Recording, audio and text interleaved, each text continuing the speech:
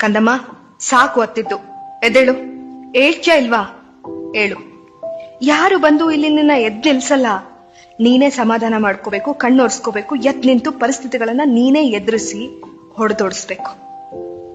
ಅರ್ಥ ಆಗ್ತಿದೆ ನೋವುಗಳು ನಿನ್ನ ಮೇಲೇಳಕ್ಕೆ ಬಿಡ್ತಿಲ್ಲ ಅಂತ, ನಿನಗೆ ತುಂಬಾ ಕಷ್ಟ ಆಗ್ತಿದೆ ಅಂತ.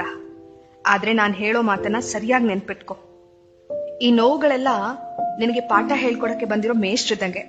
ಅದು ಬರೋದು ನಿನ್ನ ನುಚ್ಚು ನೂರು ಮಾಡೋದಕ್ಕಲ್ಲ, ಬದ್ಲಿಗೆ ನಿನ್ನನ್ನ ಇನ್ನಷ್ಟು ಬಲವಾಗಿ ರೂಪಗೊಳಿಸೋಕೆ. ನಿನ್ನ ಬಗ್ಗಿಸುತ್ತೆ, ಕೋಲ್ ತಗೊಂಡು ಹೊಡೆದು ಪಾಠ ಕಲಿಸುತ್ತೆ, ನಿನ್ನ ಬೆಂಕಿಯಲ್ಲಿ ಹಾಕಿ ಬೇಯಿಸುತ್ತೆ, ನಿನ್ನ ಹಲವಾರು ಪರೀಕ್ಷೆ ಮಾಡುತ್ತೆ, ಶಿಕ್ಷೆ ಕೊಡುತ್ತೆ. ಇದೆಲ್ಲದರ ಪರಿಣಾಮವಾಗಿ ನೀನು ಪಾಠ ಕಲಿತ್ಯಾ. ನೀನ್ ಪಾಠ ಕಲಿಯೋವರೆಗೂ ಅದು ಬಿಡೋದಿಲ್ಲ. ಮತ್ತೆ ನಿನ್ನನ್ನ ಬಲಿಷ್ಠವಾಗಿ ನಿಲ್ಸುತ್ತೆ, ರ್ಯಾಂಕ್ ತಗೊಳ್ಳೋವರೆಗೂ ನಿನ್ನ ಬಿಡೋದಿಲ್ಲ. ನಿನ್ನ ಮನಸ್ಸಿಗೆ ಆಗಿರೋ ಪ್ರತಿಯೊಂದು ಆಘಾತ, ಗಾಯದ ಕುರಿತು ಒಂದೊಂದು ಪಾಠ.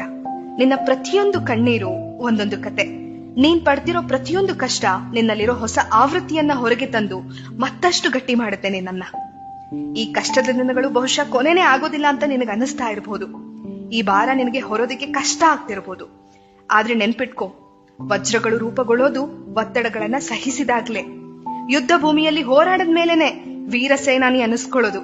ಇನ್ನು ಬಿಟ್ಕೊಡೋದಕ್ಕೆ ಸಾವಿರಾರು ಕಾರಣಗಳಿದ್ರು ಯಾವುದೇ ಕಷ್ಟಕ್ಕೂ ಕುಗ್ಗದೆ ಬಿಟ್ಕೊಡದೆ ಮುಂದೆ ಹೋಗ್ತಿರೋ ನೀನು ನಿಜವಾದ ವೀರ.